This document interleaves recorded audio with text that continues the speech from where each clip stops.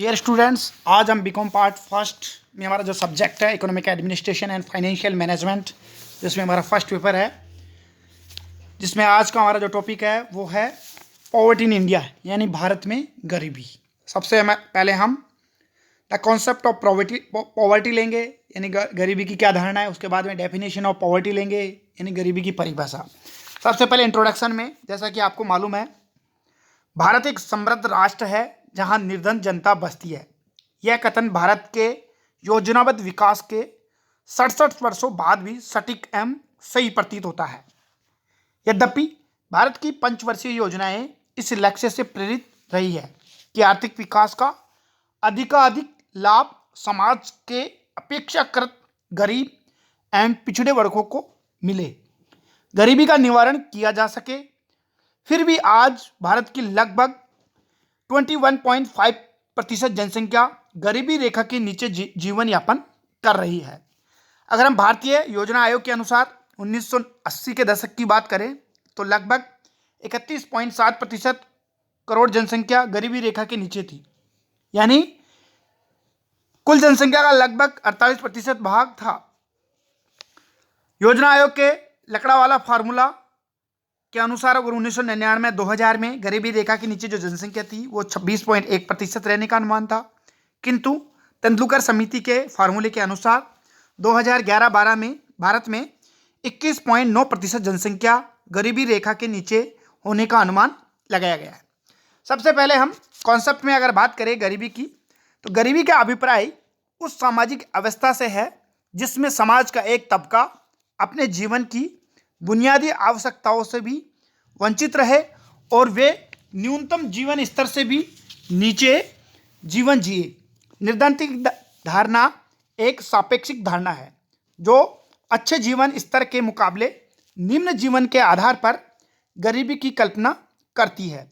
भारत में निर्धनता की परिभाषा उचित जीवन स्तर की अपेक्षा निम्न जीवन स्तर को भी आधार मानती है, क्योंकि देश में व्यापक आर्थिक दरिद्रता से एक अच्छे अथवा उचित जीवन स्तर की कल्पना हास्यास्पद लगती है। अब हम बात करते हैं भारत में, अगर हम परिभाषाओं की बात करें या इसके approach towards poverty line in India, यानी भारत में गरीबी रेखा के दृष्टिकोण की अगर हम बात करें तो हम संयुक्त राष्ट्र संघ की रिपोर्ट के अनुसार जिन व्यक्तियों की प्रति व्यक्ति कुल आय 2600 रुपये वार्षिक से कम हो उन्हें गरीब कहा जाता है। अगर हम संयुक्त राष्ट्र संघ के खाद्य एवं कृषि संगठन यानी FAO के प्रथम निदेशक लॉर्ड बायर्ड और के मतानुसार 2300 कैलोरी प्रति व्यक्ति प्रतिदिन से कम उपभोग स्तर को गरीबी रेखा कहा जा सकता है। अगर हम भारतीय योजना आयोग के अनुसार अगर हम बात करें तो ग्रामीण क्षेत्रों में प्रतिदिन प्रति व्यक्ति जो उपभोग की है 2400 कैलोरी और शहरी क्षेत्र में 2100 कैलोरी प्रति व्यक्ति प्रतिदिन के आधार पर दरिद्रता रेखा को परिभाषित किया गया था। पांचवी योजना में 1972-73 की अगर हम कीमतों के आधार पर 40 से 60 प्रति व्यक्ति उपभोग प्रति माह न्यूनतम उपभोग स्तर से नीचे रहने वाले व्यक्ति को गरीबी रेखा के नीचे माना जाता है। तो इन बिंदुओं के आधार पर हम ये कह सकते हैं, अगर हम बात करें 1991-92 के मूल्यों के आधार पर, तो ग्रामीण क्षेत्रों में 11,060 रुपये वार्षिक परिवार व्यय तथा शहरी क्षेत्र में 11,850 रुपये वार्षिक परिवार व्यय से कम होने पर उस परिवार को गरीबी रेखा के नीचे माना जाता है, यानी बिलो पॉवर्टी लाइन। अब हम बात करते हैं भारत में जो गरीबी के जो प्रमुख कारण है, main causes of poverty in India, उसकी अगर हम बात करें, भारत एक समृद्ध राष्ट्र है किंतु उसमें गरीब जनता का एक विरोधाभास एवं कटु सत्य है। योजनाबद्ध विकास एवं गरीबी निवारण के विभिन्न कार्यक्रमों के क्रियान्वयन के बावजूद भी योजना आयोग के नए आकलन के अनुसार देश की लगभग 21.92% जनसंख्या अभी भी गरीबी रेखा से नीचे जीवन यापन करती है। कुछ लोग गरीबी के कारणों में बेरोजगारी, निम्न उत्पादकता, जनसंख्या में विस्फोटक वृद्धि, प्राकृतिक प्रकोप, पूंजी की कमी, सामाजिक बाधाओं का समावेश करते हुए हैं। फिर भी हम संक्षिप्त में निम्न बिंदुओं के आधार पर गरीबी के जो भारत में प्रमुख कारण है उनको हम आसानी से संक्षेप में समझ सकते हैं। पहला है अंडर डेवलपमेंट यानी अल्प विकास। भारत निर्धनता का प्रमुख जो कारण है भारत में, आपको जैसे मालूम है भारत प्राकृतिक संसाधनों की दृष्टि से संपन्न है, किंतु अल्प विकास के कारण इन साधनों का पर्याप्त विदोहन न होने से उत्पादन, आय, रोजगार तथा उपभोग स्तर पर बहुत नीचा है और गरीबी का बोलबाला है। दूसरा है इकोनॉमिक इनइक्वालिटी यानी आर्थिक असमानता की हम बात करें तो आर्थिक असमानता भारत में व्यापक गरीबी का दूसरा महत्वपूर्ण कारण है। जो कुछ विकास देशों में हुआ है उसका अधिकांश लाभ समृद्ध वर्ग को ही मिला है, धनी और गरीब हुआ है। यद्यपि पिछले दशक से ही 20 सूत्रीय कार्यक्रम, पिछड़ों को पहले और समन्वित ग्रामीण विकास, अनुसूचित एवं जनजातीय विकास कार्यक्रमों, गरीबी निवारण कार्यक्रमों से आय की असमानता को कम करके गरीबी को कम किया गया है। फिर भी धन एवं संपत्ति की असमानता, अवसर की असमानता, प्रादेशिक एवं क्षेत्रीय असमानताओं ने गरीबी को बढ़ाने में सहयोग दिया है। तीसरा जो हमारी जो गरीबी का प्रमुख कारण है वो है पॉपुलेशन एक्सप्लोशन यानी जनसंख्या में विस्फोटक वृद्धि। भारत में 2.5% से 1.76% वार्षिक दर से विस्फोटक वृद्धि से गरीबी को बढ़ावा दिया है। जनसंख्या में इतनी ऊंची दर से वृद्धि और गरीबों के और अधिक संतानों से उन्हें अधिक गरीब बनाया है। प्रति व्यक्ति आय एवं उपभोग स्तर बहुत नीचा है। यही कारण है कि लोगों को न्यूनतम जीवन स्तर भी उपलब्ध नहीं हो पाने से वे गरीबी रेखा के नीचे जीवन जीने के लिए बाधित है। जहां 1951 में जनसंख्या 36.1 करोड़ थी, 2015 में ये बढ़कर 128.5 करोड़ हो गई और अनुमानित अगर हम आज की बात करें तो 131 करोड़ के अनुमानित हो गई है। चौथा बिंदु है गरीबी का, वो है अनएम्प्लॉयमेंट एंड अंडर अनएम्प्लॉयमेंट यानी बेरोजगारी एवं अर्ध बेकारी। यानी भारत में बेकारी एवं अर्ध बेकारी दोनों ही गरीबी का एक प्रमुख कारण है, क्योंकि योजनाबद्ध विकास के अंतर्गत नए रोजगारों के लगभग 38 करोड़ अतिरिक्त रोजगार अवसर बढ़ाने के बावजूद देश में निरंतर बढ़ती बेकारी एवं अर्ध बेकारी ने और गरीबी को बढ़ाया है। जहां पहली योजना के अंत में हम बेकारों की संख्या 53 लाख थी, वहां पांचवी योजना के अंत में बेरोजगारों की जो संख्या थी वो 2.94 करोड़ पहुंच गई। और हम 2005-6 के अनुसार अगर हम पंजीकृत बेरोजगारों की संख्या 5 करोड़ होने का अनुमान है। ऐसी स्थिति में गरीबी का बढ़ना एवं बने रहना एक स्वाभाविक माना जाता है। फिर है पांचवा गरीबी का जो प्रमुख कारण है वो है लो टेक्नोलॉजी ऑफ प्रोडक्शन यानी उत्पादन की निम्न प्रौद्योगिकी। भारत में उत्पादन की परंपरागत और निम्न प्रौद्योगिकी का वर्चस्व भी गरीबी के लिए उत्तरदायी माना जाता है। नवीन एवं आधुनिक तकनीकी के अभाव में उत्पादन और आय में धीमी गति से जो वृद्धि है उससे लोगों को निर्धन बनाए रखने के लिए काफी है। यद्यपि अब योजनाबद्ध विकास के अंतर्गत आधुनिक प्रौद्योगिकी को बढ़ावा दिया जा रहा है, किंतु पूंजी विनियोग में कमी और श्रमिकों के विरोध और विदेशी विनिमय संकट के साथ साथ कुशल एवं प्रशिक्षित श्रम की कमी इसकी बाधा बनी हुई है। छठा कारण है गरीबी का, वो है लो कैपिटल फॉर्मेशन यानी पूंजी निर्माण की धीमी गति।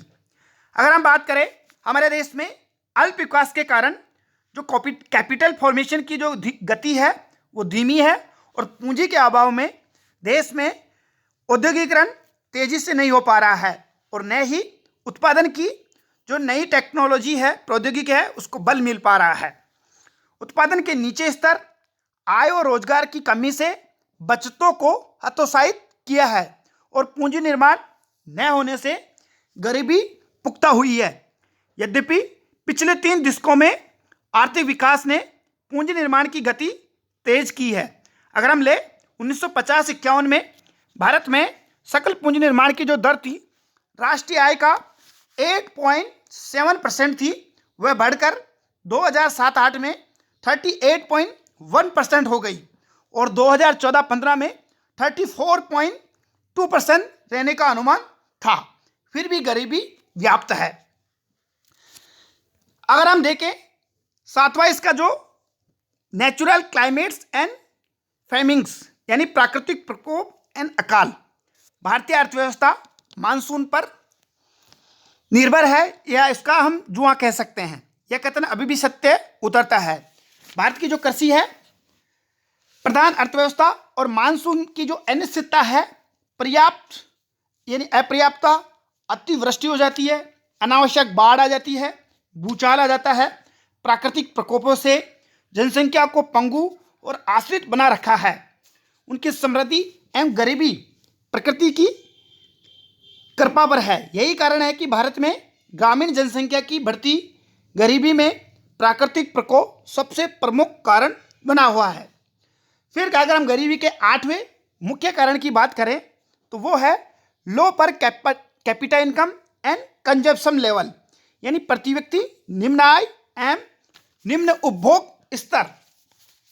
अगर हम बात करें गरीबी का मापदंड आय एवं उपभोग का वांछित न्यूनतम स्तर से भी कम होना है। भारत में बेकारी, निम्न उत्पादन एवं राष्ट्रीय आय के निम्न स्तर से प्रति व्यक्ति आय कम है, जिसके परिणाम स्वरूप देश के कई लोग वांछित न्यूनतम उपभोग स्तर से भी वंचित है।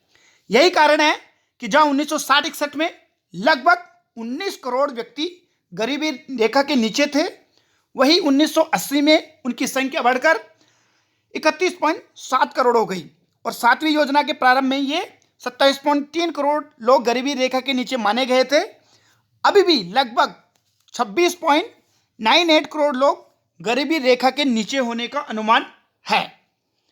फिर आता है 9वां मुख्य बिंदु जो गरीबी का कारण है, वो है rising inflation and non availability of essential commodities, यानी बढ़ती हुई मुद्रास्फीति एवं अनावश्यक वस्तुओं की अपर्याप्तता। भारत में बढ़ती महंगाई और आवश्यक वस्तुओं की पूर्ति में कमी से भी गरीबी को बढ़ावा मिला है।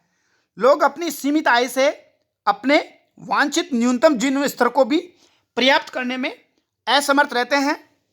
अगर हम बात करें 1960 के मुकाबले जो औद्योगिक श्रमिक उपभोग सूचकांक था वो अक्टूबर में 1988 में 806 पे पहुंच गया। यही नहीं, 1970-71 के आधार पर यानी उस वर्ष के आधार पर सामान्य थोक मूल्यों का जो सूचकांक था लगभग 4 गुना है। 1974-75 में अप्रत्याशित वृद्धि हुई। अगर हम बात करें दालों, खाद्य तेलों आदि में भी भारी तेजी का रुख स्थिर आय वाले लोगों को गरीबी के गर्त में धकेल रहा है।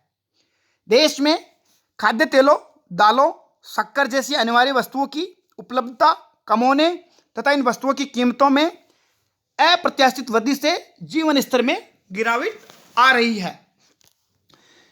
फिर इसका अंतिम कारण हम इसको भी मान सकते हैं सोशल यानी सामाजिक बाधाएं जो हैं। भारत में सामाजिक रूढ़िवादिता एवं धार्मिक अंधविश्वास ने कई कुरीतियों को जन्म दिया है, जैसे विवाह उत्सव, मृत्यु भोजों आदि कार्यों पर अनुत्पादक यानी प्रोडक्टिव फिजूल खर्च ने भारतीय ग्रामीण जनसंख्या को ऋण से ग्रस्त किया है, यानी ऋण में डुबो दिया है। बच्चों के जन्म को भगवान की देन मानने से जनसंख्या में विस्फोटक वृद्धि हुई है। जातिवाद, भाग्यवादिता ने लोगों को आक्रमणीय बना दिया है। संयुक्त परिवार प्रथा ने व्यक्तिवाद को हतोत्साहित कर उन्हें प्राथमिक बनाने में योग दिया है। श्रम की गतिशीलता में भी कमी तथा कार्यकुशलता का निचला स्तर भारत में गरीबी को बढ़ाने में सहायक रहे हैं। धीरे धीरे शिक्षा के प्रसार, सामाजिक उत्थान एवं बढ़ती जागरूकता से लोग दरिद्रता के कुचक्र से बाहर निकल रहे हैं। इस तरह से हम इन कुछ बिंदुओं के आधार पर भारत में जो गरीबी के जो मुख्य कारण हैं यानी main causes of poverty in India, उनको हम आसानी से समझ सकते हैं। आज के वीडियो में इतना ही। Thank you.